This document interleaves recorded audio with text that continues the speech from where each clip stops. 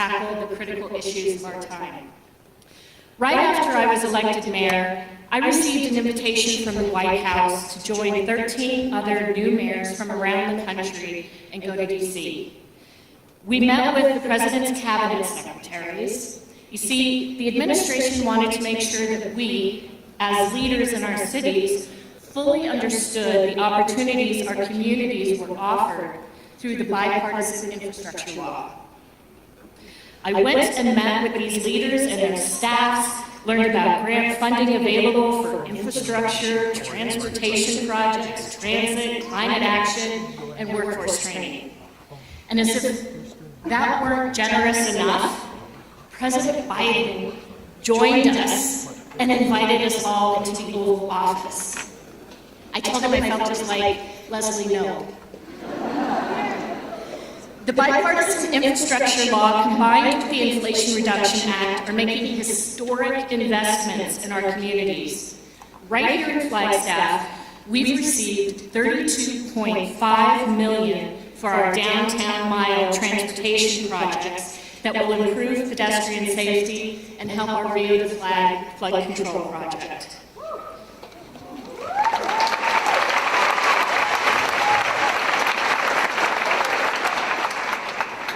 Mountain Line received $16.3 million to build a state-of-the-art maintenance facility to protect their investments in electric and hybrid electric buses.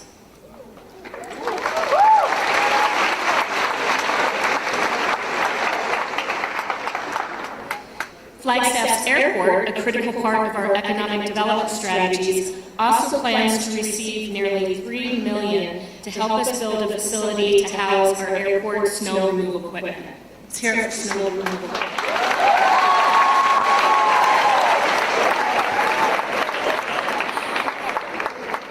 On behalf of Flagstaff, I thank you, Vice President, for your service to our country and for the role you play in making historic investments in our nation's cities. Welcome to Flagstaff.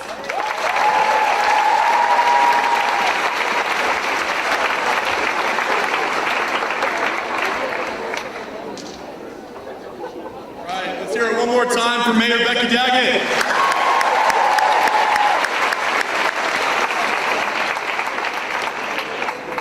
Now, folks, I know we're all very excited to see the Vice President today, but we have to remember local government and local politics is just as important, if not more.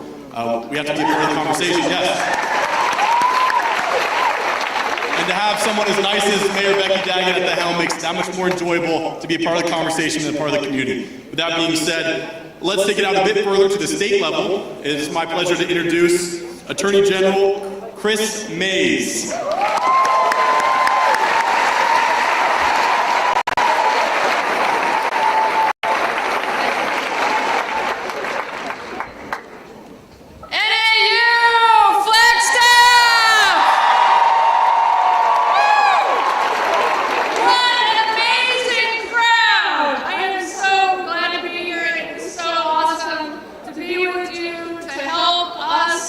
Welcome the Vice President of the United States, Kamala Harris.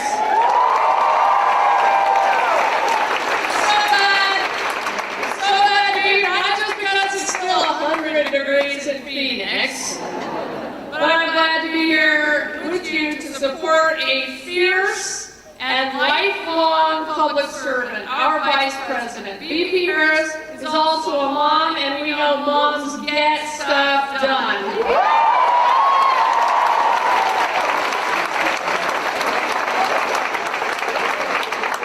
During my campaign for Attorney General, which has been the only one by 280 votes, maybe some of you are in this hall, and I thank you.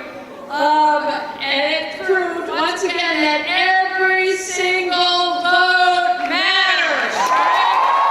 Every single vote. And I said during that campaign, I said it regularly, that the fate of American democracy runs through the state of Arizona, and I meant it. And it still does. It still does, and I think we all know that. We are at a tipping point in our country. country where it's all hands on deck to protect our democracy for everyone in every state across this great nation. And you play a huge role in that. And you played a huge role in that in 2022 and 2020. And for that, we are thankful. Here in Arizona, we are going to keep working hard to defend reproductive freedom.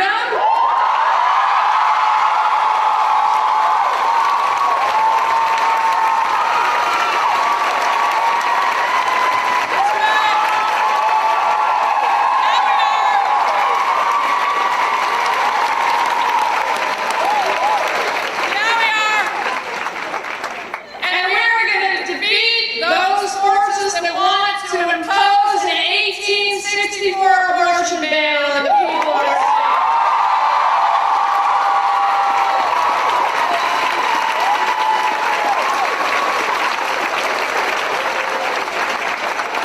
I promise you that.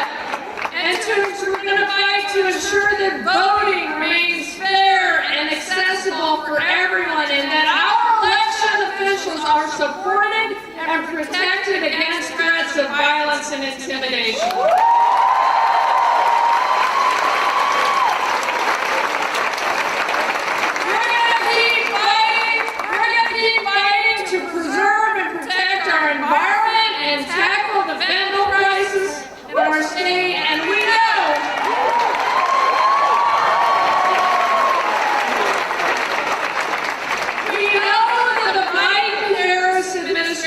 Will be with us every step of the way.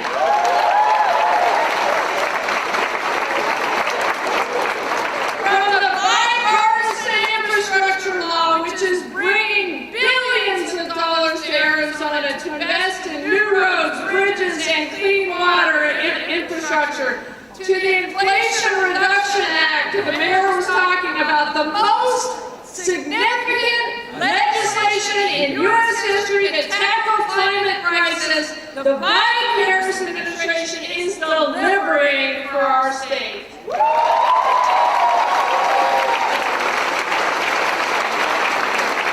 And we know this, what sets the Vice President and President Biden apart is their understanding of the issues that matter most, and their commitment to improving the lives of every single Arizonan and American. So thank you for being here. Thank you for voting. Don't forget to vote in 2023 and especially 2024. And let's go, Lumberjacks. Thank you.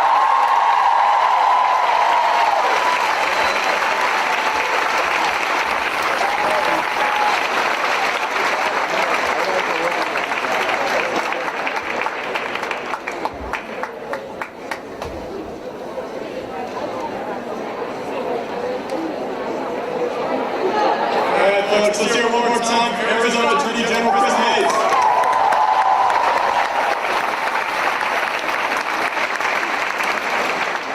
She's definitely got the crowd going on. Let's see, as you can see, we're definitely speeding the process here. Our next speaker comes all the way from Washington, D.C. We have the Department of Education Secretary, Cardona. Let's hear it.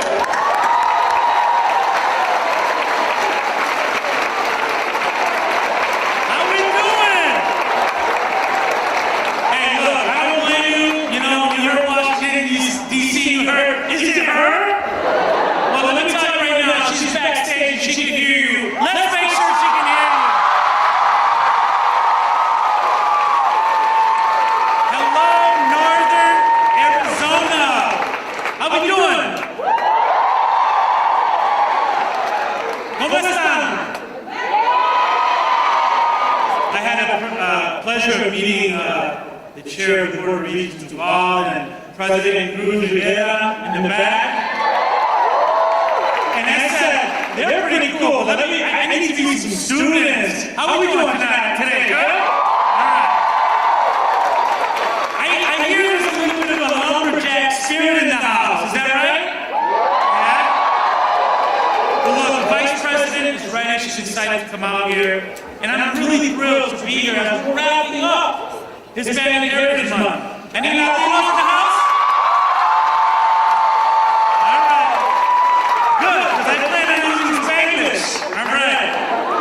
My name is Miguel, right? But quick story, up until 7th grade, in school, they would call me Michael. Nothing wrong with Michael, right? But I'm like, that's weird, because at home, Miguel, at school, Michael, what's going on? So I went up to my mom and said, Mom, what does it say in my birth certificate? She said, Miguel. So I went up to the office, 7th grade now. I went up to the office the next day and I said, I want you to change my name to the name that my family gave me, which is Miguel Angel. Okay? I think I even added a little extra sazon to it when I said, look, the bottom line is I know what it's like from an early age to fight for who you are. To stand up for your identidad, for your identity. And right now in this country, we got a fight on our hands to recognize that in many cases, your native language and culture, even your name, are not weaknesses that have to be changed.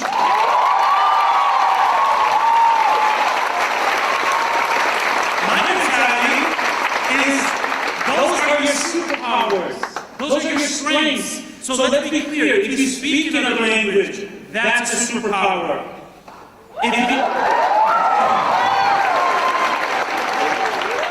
Si entiendes dos culturas, that's a superpower. If you understand two different cultures, that's a superpower. If you can co-switch between languages and cultures, that's a superpower. And as we stand on home today, on homelands sacred to Native Americans, I want to tell any Native American students here today, your native language is a superpower. Your native culture is a superpower. And let me tell you, in DC we are fighting with you to make sure we preserve native language throughout our country. Now I want to tell you, this is not universally supported. There's some folks in this country, they don't have that mindset. There are people in positions of power, banning books, denying history, demonizing students for who they are. Yeah. We have some folks that would rather ban diverse books than ban assault weapons.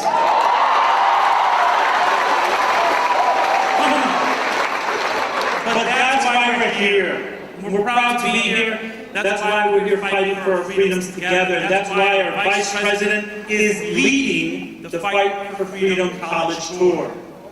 I gotta say, if your fight song is any indication, you came to the right place. So let me end with this.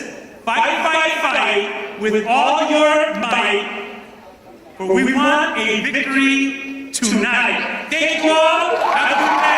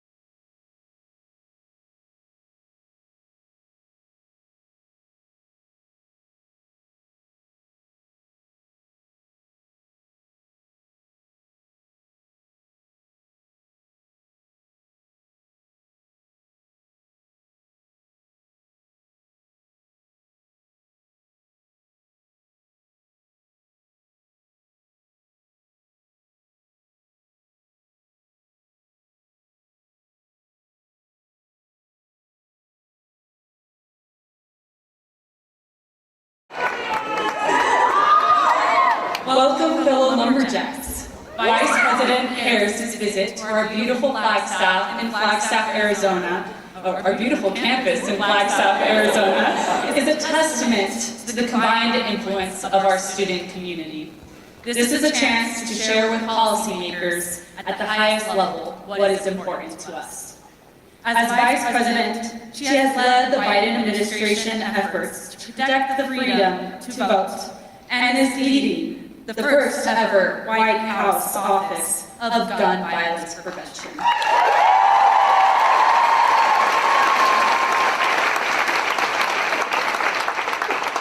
As a Hispanic serving institution, we are so proud to have a student body largely representative of our Hispanic Latino community, as well as a significant population of first-generation college students.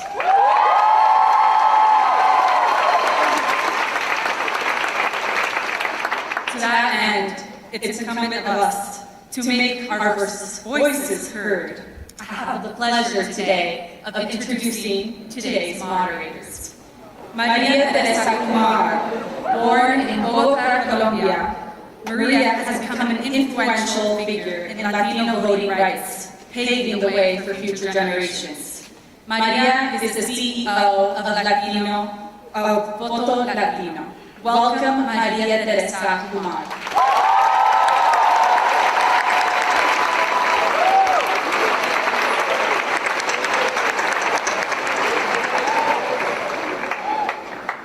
I would also like to welcome our second moderator, Jay Ellis.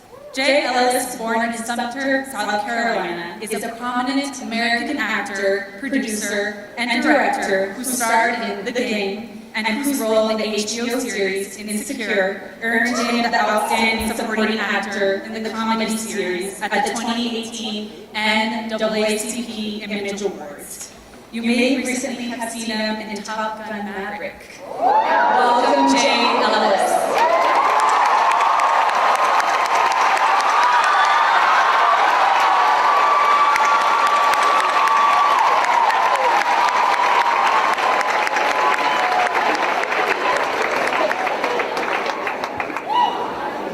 On behalf of the student body of NAU, it is my great honor to introduce you to the highest-ranking female official in U.S. history.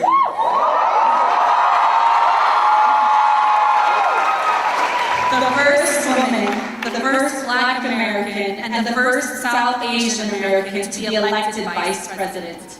Give a big welcome to Vice President Kamala Harris.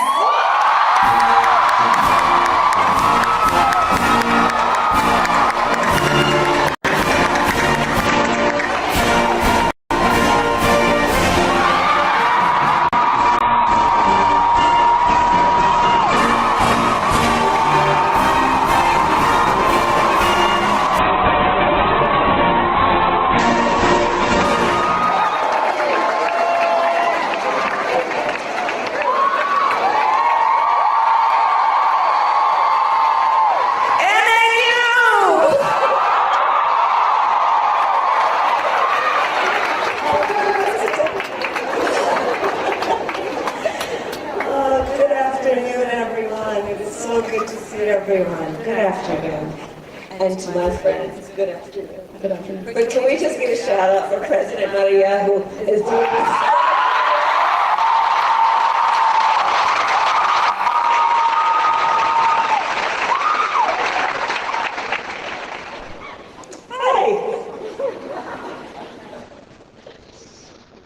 It is absolutely wonderful to be here in Flagstaff, Arizona, with the Vice President. Madam Vice President, thank you for being here. So I have to share with you, we were driving up from Phoenix yesterday, and to see the topography and the changes, and then get to Flagstaff, you guys are living in a gem of a piece of America.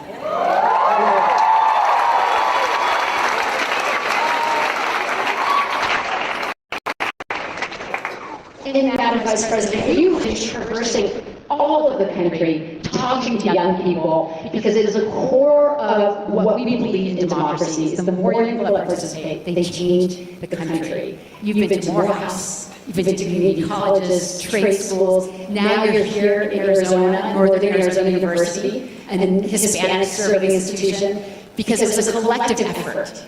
And as you're traversing the country, you're meeting with all these different individuals about the power of them and their vote. And you know, something that's a fun fact that people may not know, that in 2020, young people participated in record number. Record number. And instead of getting us excited and knowing that we're expecting 12 million more Gen Zers to join the race of eligible voters election.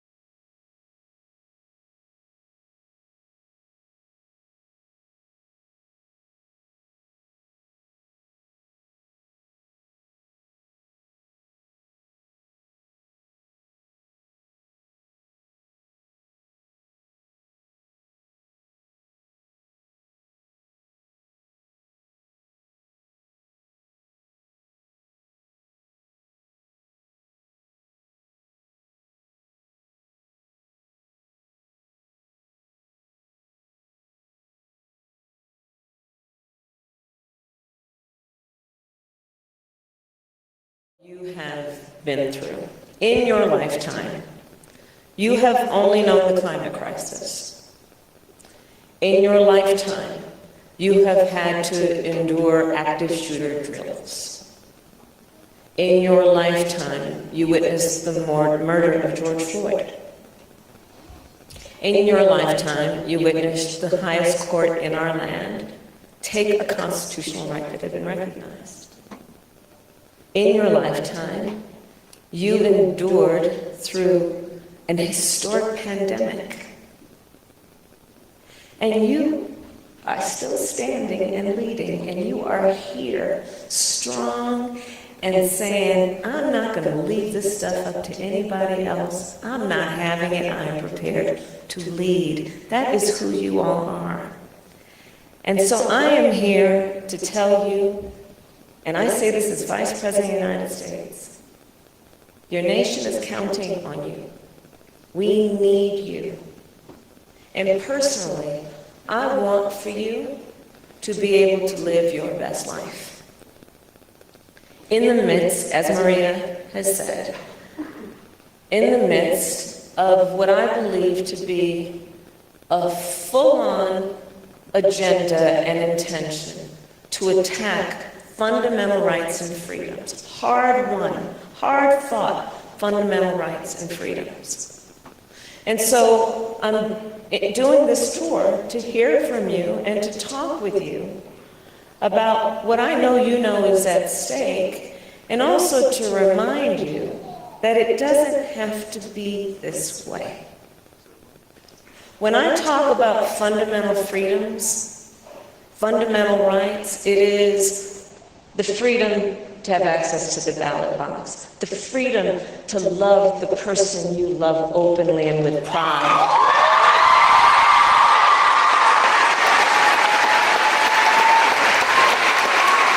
It is the freedom to make your decisions about your own body and not have the government tell you what you're supposed to do.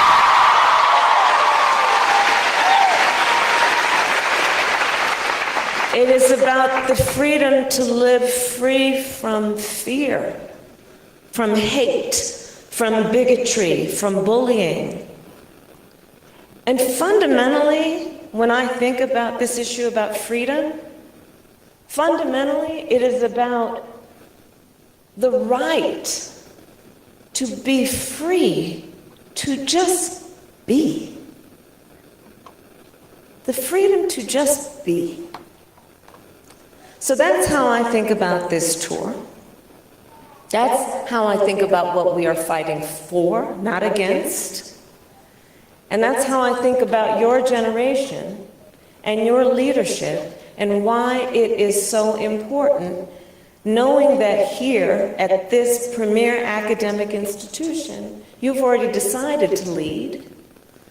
And of the many ways that you are going to make a difference, one of the ways is to exercise your power to vote. So that's why I'm doing this.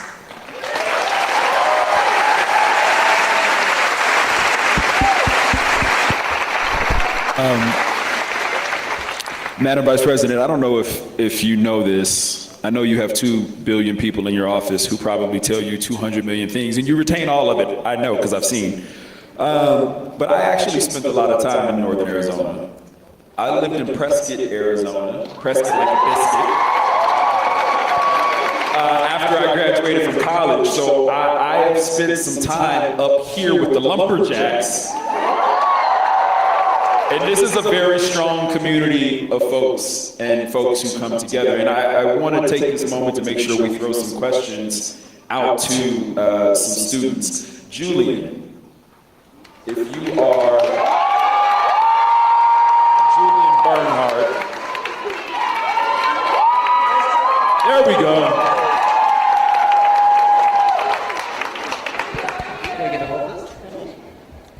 Give me a second, I gotta get situated, y'all. It's an honor to speak to you today, Vice President Harris. Truly, I mean that from the bottom of my heart. I have had to fight for our future in this country.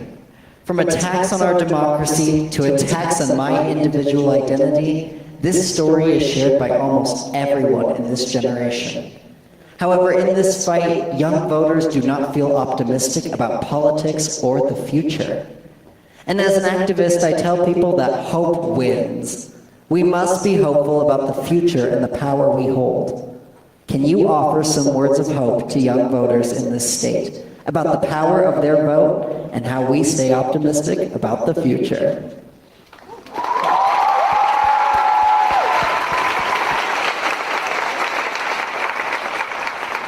Well, Julian, you are one of the reasons I am optimistic about our future. I truly, I mean that. I know what you're doing with your leadership, and it's extraordinary how you're lifting up so many voices. And truly, this college tour makes me optimistic. But you know, on the issue of voting rights, listen, as Maria Teresa said, there is a full-on attack on voting rights. So let's put it in context, and I'm just going to go recent history, 2020. How many of you voted in 2020 or 2022? Because you voted, Joe Biden is President of the United States, and I am Vice President of the United States. Because you voted. Because you voted, we were able to come in office and then do things like say student loan debt is something we need to tackle because we have far too many of our students, especially first-generation college students, Pell Grant recipients, who are burdened by this debt to the point that they can't live a life. And so we are taking that on. The court tried to, did undo what we did. We're going to still keep fighting. But because you voted, we have engaged in loan forgiveness. Because you voted, we have now capped the cost of insulin at $35 a month. Raise your hand if you have a relative who has diabetes. Look at these numbers.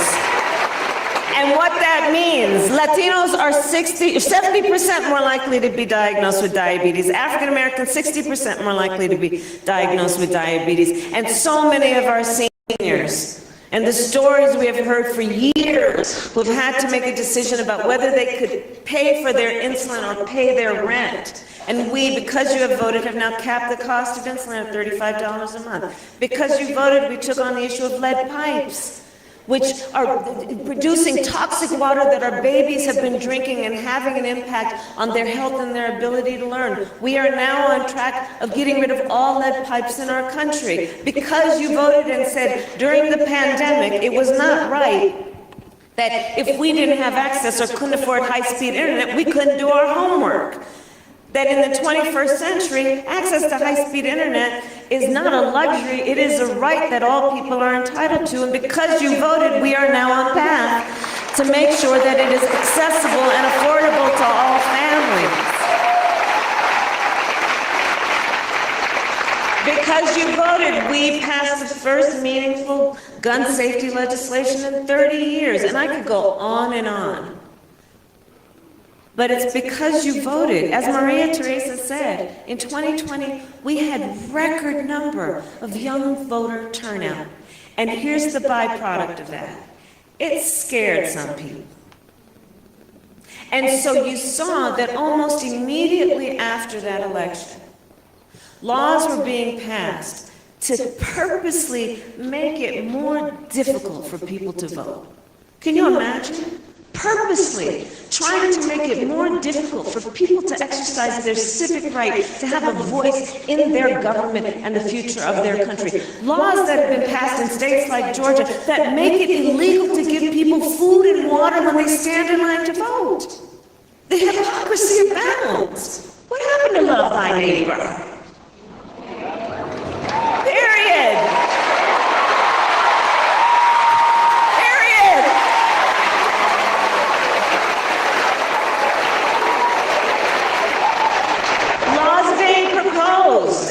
In a variety of states around our country, trying to make it more difficult for students to vote, playing games with student IDs and whether and which IDs qualify to allow you to present yourself in your eligibility to vote. So let's also understand, Julian, and you raised such an important point.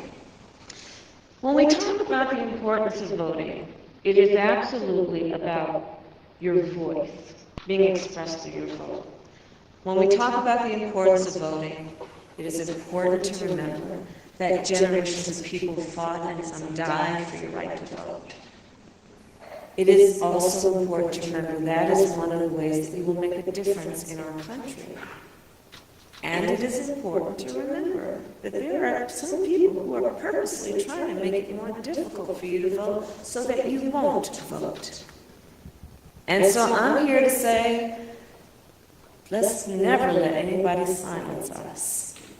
Let us never let anybody silence us and our power.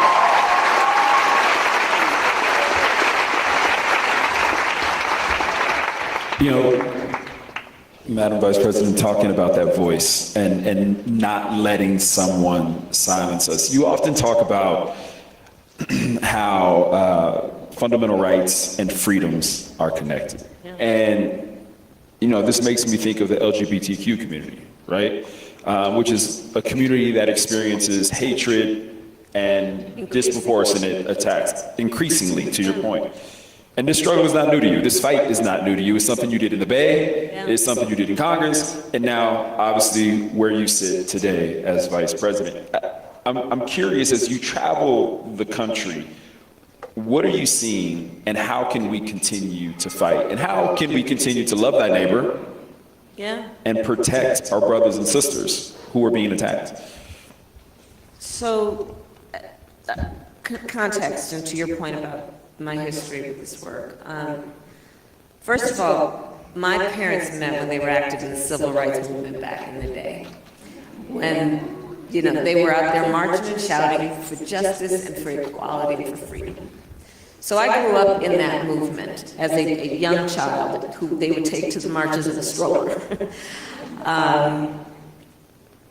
When I was District Attorney of San Francisco, proud in 2004, I know a lot of you were not born then. Back in the olden days, in 2004, I was proud to be one of the first elected officials to perform same-sex marriages in the United States.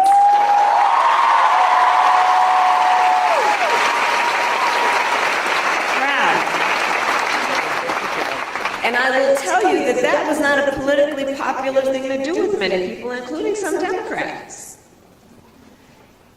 I think about it now, and next year will actually be the 20th anniversary of that Valentine's weekend when I performed those marriages.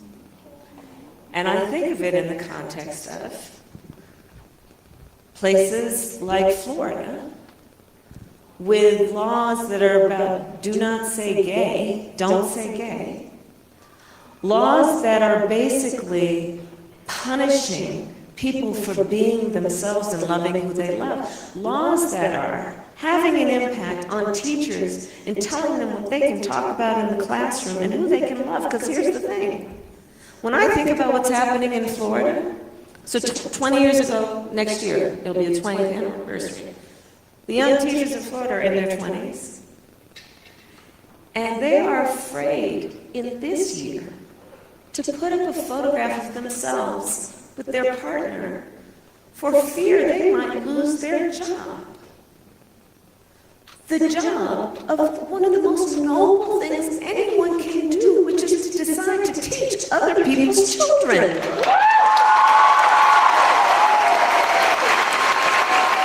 And as it is, they don't get paid enough.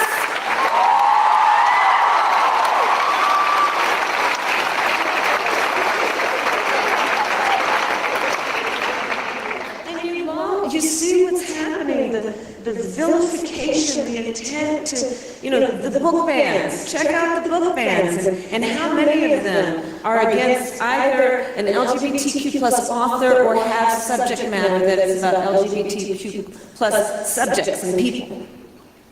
You look at the attempt to take us backward in a way that is also meant to marginalize people and make them feel small, and to judge people and the hate that it is fueling. And it pains me to know that in places around our country, we have so many people who are living in fear just because of who they are in this year of our Lord 2023. And it's interesting because, so here's one thing to share about myself. I'm kind of a geek. So to that extent, one of the things I love are Venn diagrams. I love Venn diagrams. So the three, you can pull out a Venn diagram to help you with anything that looks like it's in conflict, right? So a Venn diagram. So I asked my team, let's look at, from which states are we seeing attacks against LGBTQ plus people, attacks against voting rights, attacks against access to reproductive health care. You would not be surprised to know that there's a significant overlap. So, part of what that then tells you, and here's the optimism about, in the midst of this, what is possible, coalition building. Bringing together all the folks who have been fighting for LGBTQ plus rights, together with the people who have been fighting for years in terms of women's health issues and reproductive health care access. All the people who have been fighting for years on voting rights, and bringing folks together who seemingly have nothing in common, but have everything in common. Because on this issue of the attacks against the LGBTQ plus community, part of what I have to say is I strongly believe that nobody should be made to fight alone. And it is incumbent on us who believe in the strength of diversity and the importance of unity to build coalition. Because among the intents out there in terms of the attacks on fundamental freedoms, I believe is an intent to try to divide us as a nation and to distract us from the failure of so-called leaders who ain't doing nothing that is about uplifting our country and creating progress and the expansion of rights. So let's not allow ourselves to be divided or distracted. And one of the best ways to fight against that is to build community, build coalition, including on the issue of what is happening in terms of attacks against trans folks, attacks against the LGBTQ community as a whole. Let's bring everybody together. Nobody should be made to fight alone.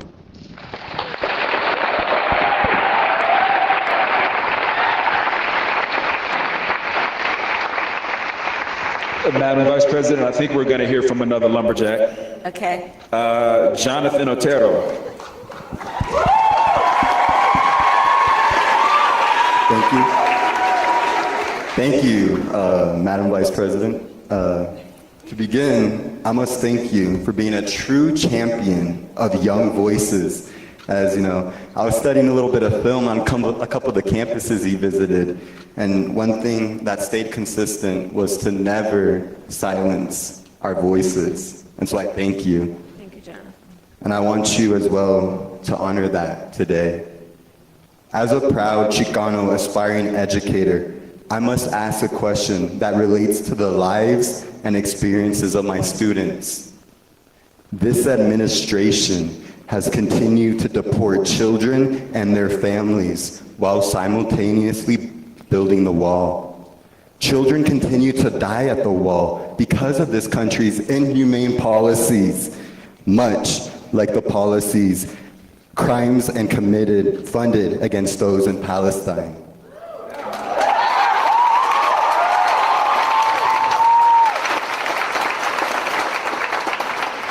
47 families in Gaza have been completely removed from the civil registry since the bombing began, meaning genocide. These families don't exist anymore.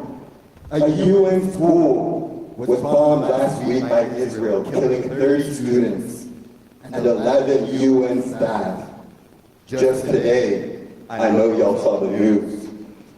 Today, Israel bombed the last Christian hospital in Gaza, killing over 500 doctors, children, and refugees. You know, my grandpa, Arnold Opero, who was in the audience today, told me one thing growing up as an educator, and that is that no one can ever take away your right to education.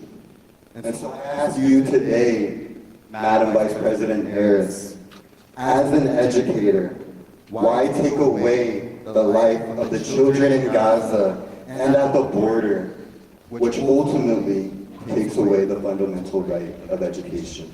Thank you.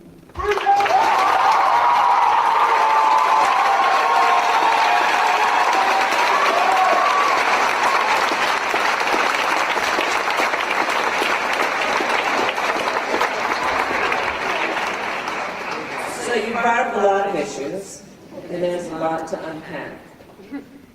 Let us start with this.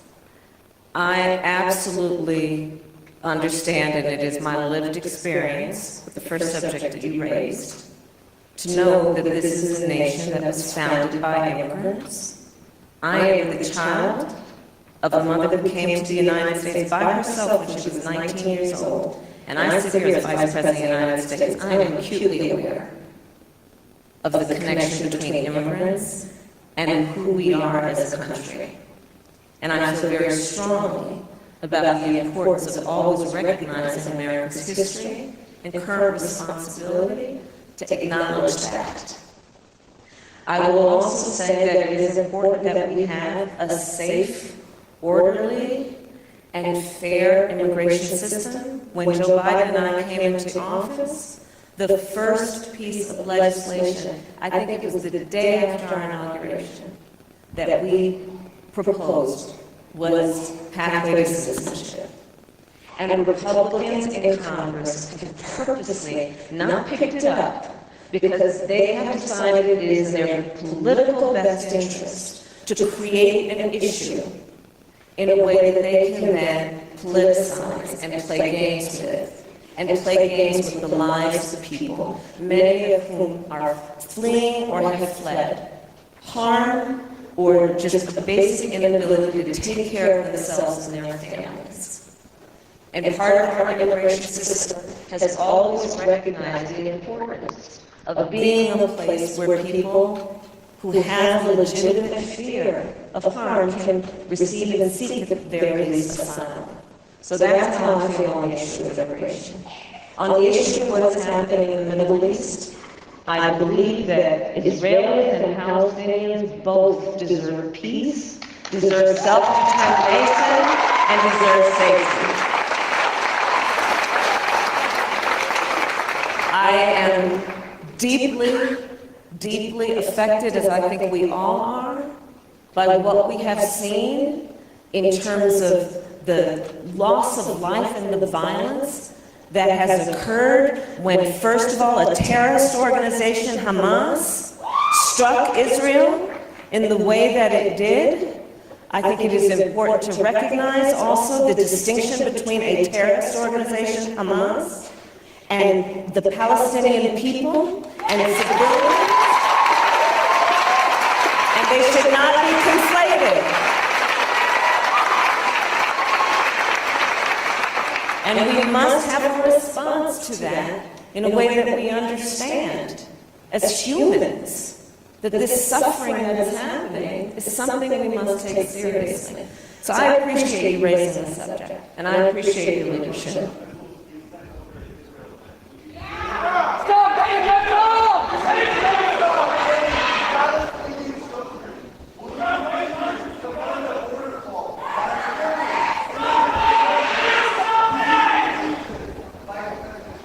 So I think one of the things that we I think something that, one of the reasons that, from what I understand, why you're going on tour is that you have been very specific that the Biden agenda, the Harris agenda, has started, but it is not complete. And if you start to look around, this is the coalition that brought the vice president and the president into office. And if you look around, it's a multicultural, intersectional group of Americans that stepped into the ring. And what makes Arizona so critical is that in the last election, I'll give you an example. Voto Latino helped register and turn out 32,000 voters here in Arizona. 19,000 were first-time voters.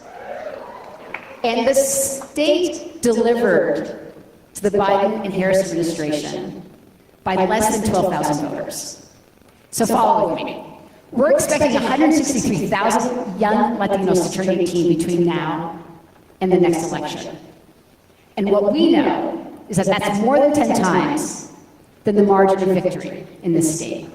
And we also know at Voto Latino is that the top 3 issues for young Latinos in Arizona is absolutely the economy, abortion access, and immigration as it relates specifically to the undocumented loved ones, DACA, essential workers, and TPS. You have done a fabulous job with the Biden administration of addressing the top issues that young people went to the polls last time. And what I mean by that is that for the very first time, we have over a $500 billion investment in climate action, climate change. We also recognize that gun violence prevention program that you put together is also something that's resonating deeply. You spoke about a little bit about student loans, but I think on everybody's mind is when we hear the administration talk about how the agenda is not finished. Many reasons that we saw not a red wave during the midterm elections, but an intersectional wave, particularly of young people, getting into that ring, was because they were trying to take, and in some states taking away, a woman's right to choose. So as we get into this new election season, young voters are going to be asking these questions. What is the unfinished agenda for young voters? What is the unfinished agenda that we would like to see the administration finish? I think we heard one was immigration, the other is codifying abortion rights. What can we expect, and how can young people in this room help achieve the second part of what needs to be accomplished? So one piece I will tell you is this. I'm not here to tell these young voters what they want. I'm here to listen. And that is why I appreciate a candid dialogue about all of the issues of the moment. But let's talk a bit about, to your point about the abortion issue. Part of what is at play is that the injustice of it all, in the fact that at the highest court in our land, the Court of Thurgood Marshall and RBG, took a constitutional right that had been recognized from the people of America, from the women of America. And one of the things I would encourage the students here to do, I know you do it every day, is when you are being presented with policy, really think about how it affects real people every day. So on this issue, since that case came down just over a year ago, there are people in our nation, all over our country, who have been silently suffering. Because you see, after that case came down, there are laws that have been proposed and passed that do things like, here in Arizona, say that there's no exception even for rape or incest. Now, everybody's grown here. We can have difficult conversations. So understand what that means. And I'll tell you in terms of a personal story. When I was growing up, my best friend in high school, I learned was being molested by her stepfather. And as you all know, I started my career as a prosecutor. That was one of the reasons why.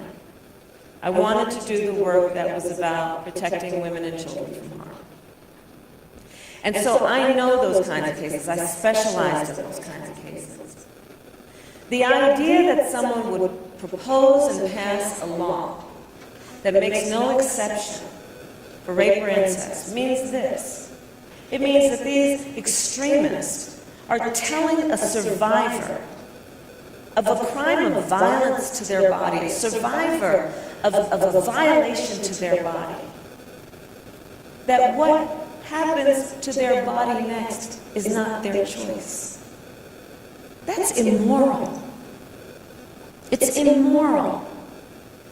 What's happening in our country is people are proposing and passing laws, these extremists, so-called leaders, that are penalizing healthcare providers literally with jail time, prison time, punishing women. Understand what it means for women who are living in these states with these laws. And understand that the majority of women who seek abortion care are mothers.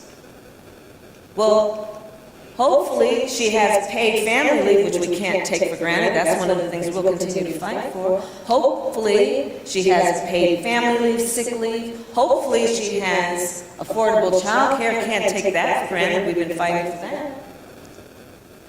Hopefully she only works one job and not 2 or 3. Because what this then means is that she has to come out of pocket to figure out, one, how she's going to have care for her children, come out of pocket with a plane, a bus, a train ticket, to go to a different state where she doesn't know anyone. The expense of it all also means she's probably not going to be able to take a family member or a friend. To exercise a right that fundamentally she has. And I will say, on this topic, it is important to agree, one does not have to abandon their faith or deeply held beliefs to agree the government should not be telling her what to do with her body. It's fundamental. Fundamental. And so here's the thing that connects it with the earlier point about voting. What we simply need are a majority of people in the United States Congress who, whatever their personal belief, also agree that the government should not be telling folks what to do with their body. And if we have that majority, President Biden has been clear, if they propose a law that puts back in place the protections of that case, Roe v. Wade, Joe Biden will sign that into law. Elections matter. You have here in this state an attorney general and a governor who are holding it down in spite of these people in the legislature who are trying to go against their rights. Elections matter. And for anyone who's not registered to vote, I will ask you to go to vote.gov, see if you are registered, tell your family members, and register to vote. For many of these cases that we are discussing, who is in elected office at a local, a state, and a federal level, literally will determine the outcome of this issue. Something to really underscore is that Arizona is ground zero for our democracy. We are right now litigating before the court against the legislation that is 2492 for folks who don't know that, they want people doing the good work on the ground to ask someone for their citizenship before they register them to vote. We're on to them. And that's why it's important when the vice president asks for you to have conversations with your friends and family to get in the game, because those people that are telling you that voting doesn't matter, you better believe it, that they're sending in their voting. You better believe that they're standing in line, because they understand that when you occupy the voting booth, you occupy the sections of power. And this is why I think it's so important to have conversations and to learn more about what you're saying about a listening tour. So with that, I'd like to have another question from the audience, and his name is Machias Marks. Machias Marks. Where are you, Machias? Hi, Machias. Oh, it's all good. I get a lot of that. No, my apologies. I did practice beforehand, and I still killed it. Sorry. I appreciate it. So real quick. And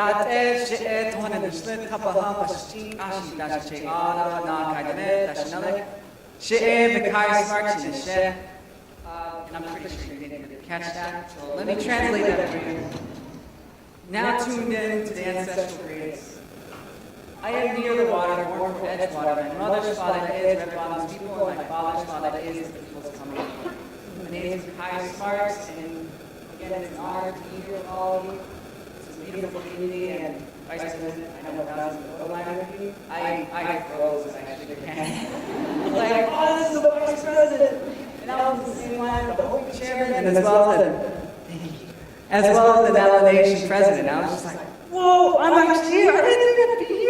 Like, some like snotty res kid actually coming here to ask you a question. To shake your hand, like,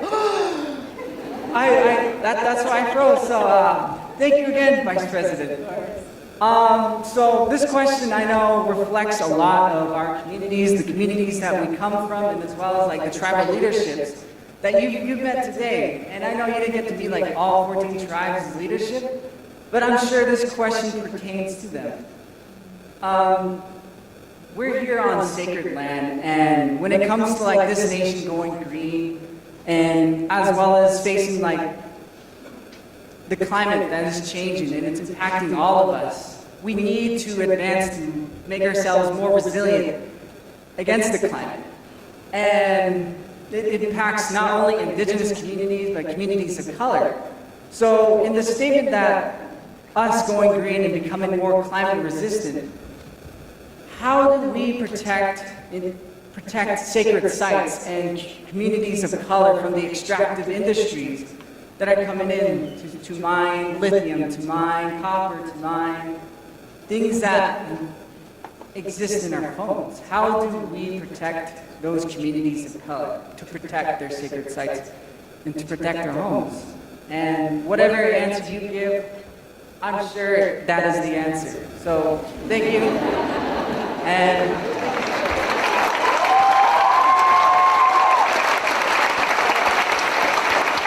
Machias, thank you.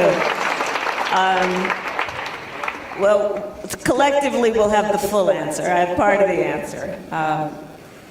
So first of all, the beginning of the conversation in terms of what's happening with elected leadership is this.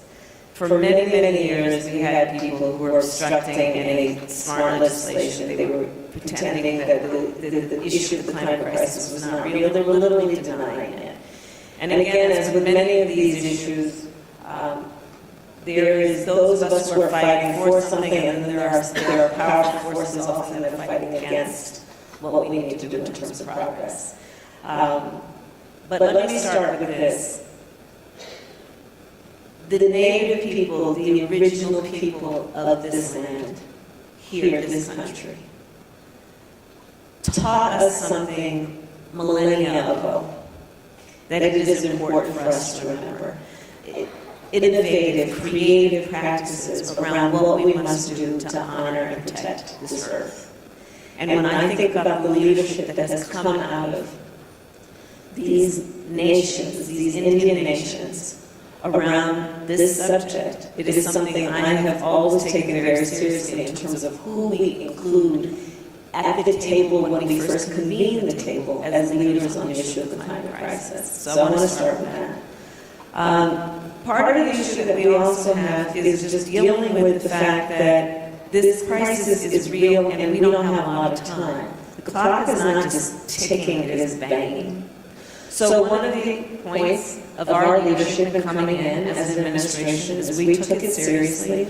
We have now put $1 trillion into this issue over the next 10 years to build up climate resilience, adaptation, to pay attention to overlooked and underserved communities. In fact, 40% of our resources are going to be going there. We are taking on the issue of environmental justice, something I have worked on for years, which is about recognizing that while the climate crisis affects everyone, it does not do so equally.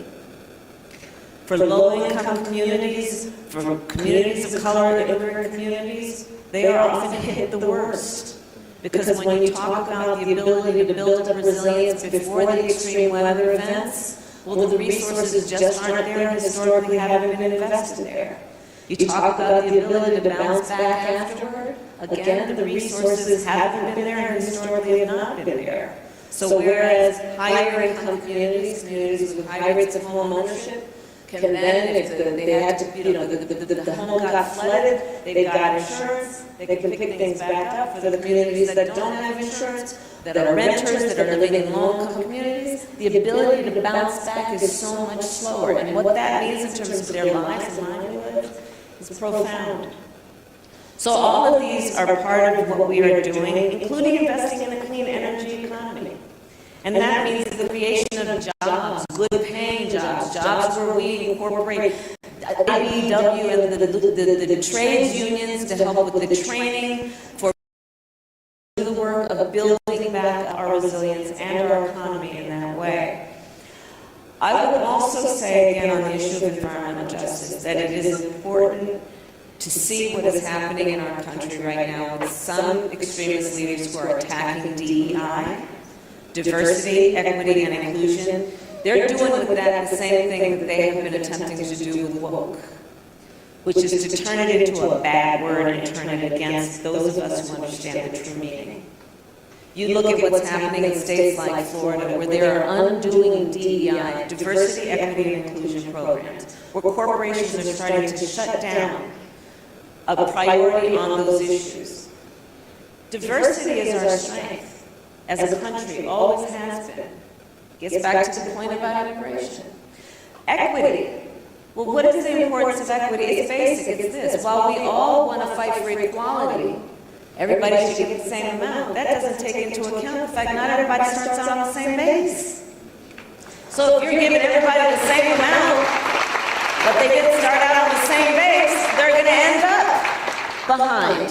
And equity says, let's pay attention to that and make up for, especially historic issues in terms of the lack of resources being put into communities. So when we deal with the climate crisis, it is about what we must do with a sense of urgency. It is about putting the resources into it and an acknowledgement of it. It is about who's at the table and making the decisions. And it is also about fighting against a parallel agenda that is about attempting to have us not prioritize or even talk about diversity, equity, and inclusion.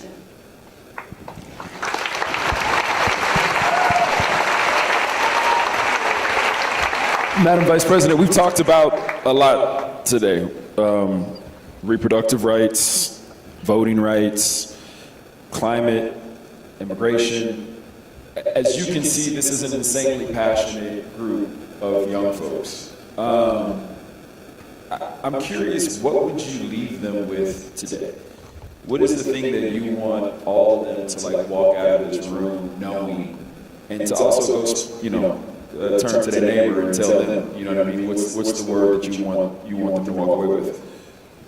Well, I'm going to first. I want to bring one other topic because we've not talked about it, and this is yet again another issue that this generation of leaders uniquely understands, and that's the issue of gun violence.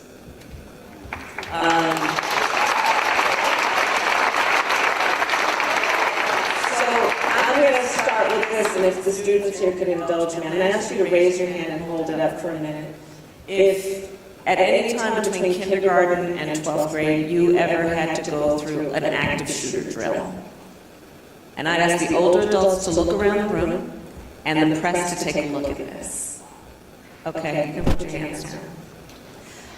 I don't think that the people who are in a position right now who like leadership to do something about this fully understand what you guys have been through.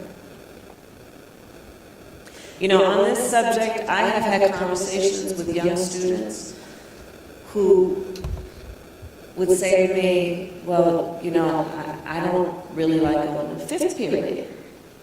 Why, sweetheart? Well, because in that classroom, there's no closet to hide in.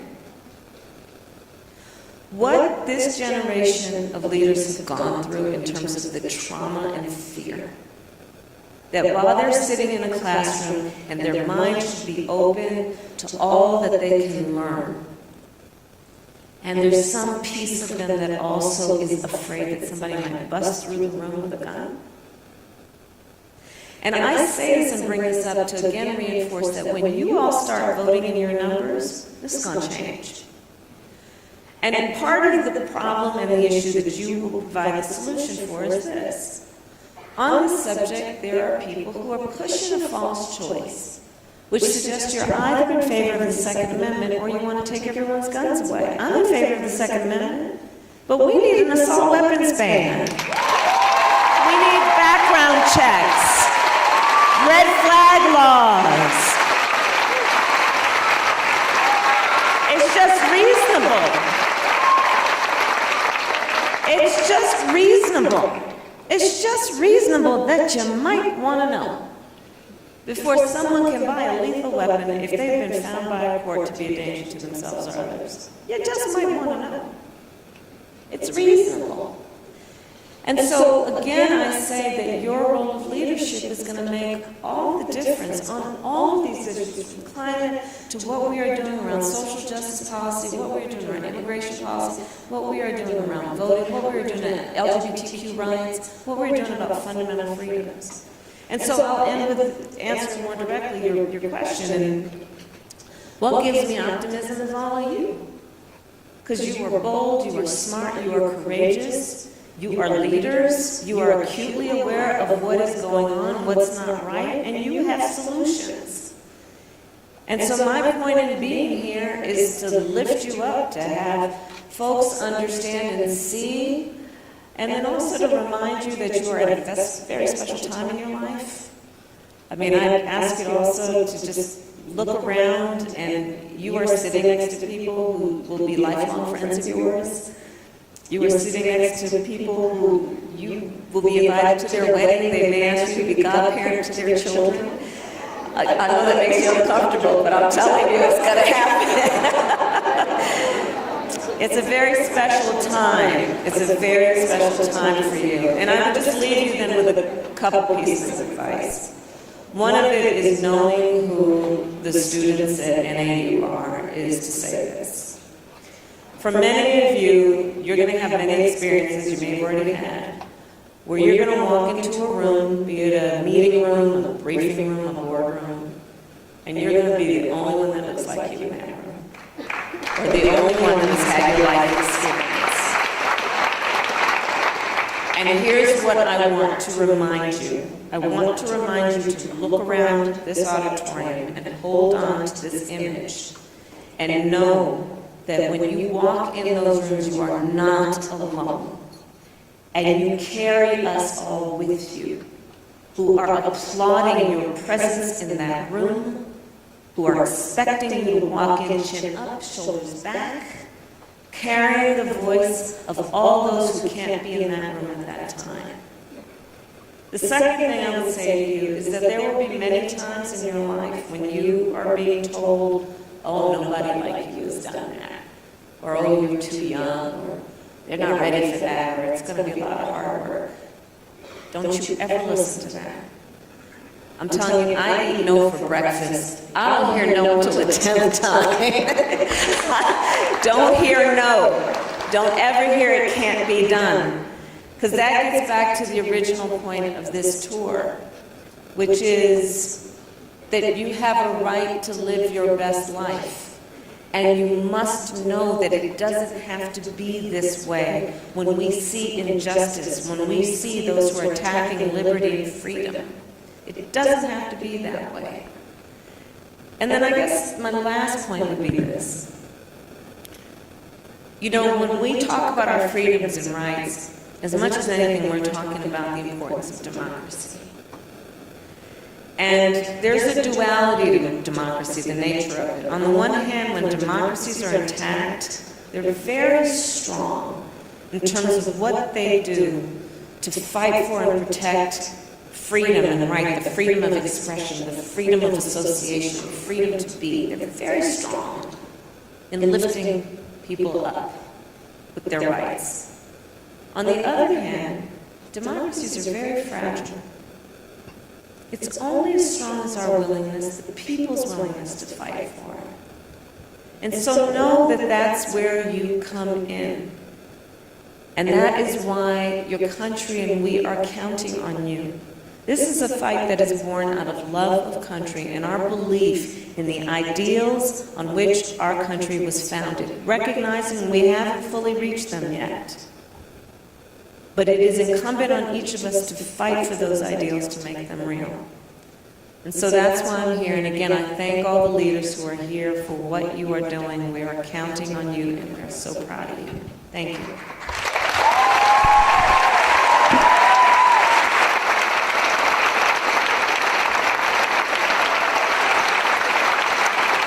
Real quick, I would just like to exercise my right to get a selfie. Just real quick, if you don't mind. Do you guys do a selfie with me? Yeah? All right, let's do it.